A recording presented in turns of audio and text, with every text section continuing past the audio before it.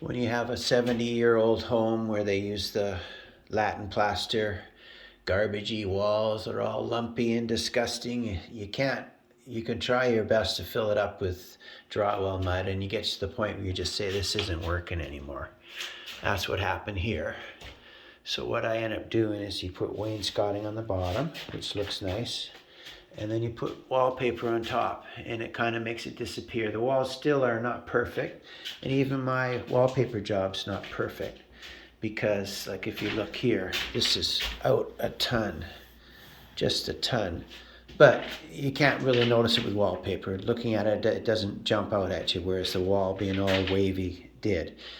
When you use textured paintable wallpaper, it allows you to put it on, paint it any color you want, and it looks nice.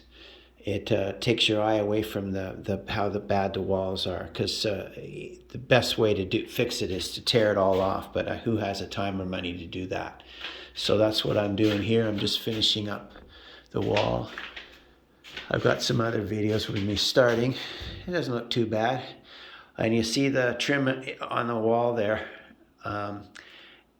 The wallpaper glue attacked the primer on there, so I have to primer it and then paint it again. But anyway, that's no big deal.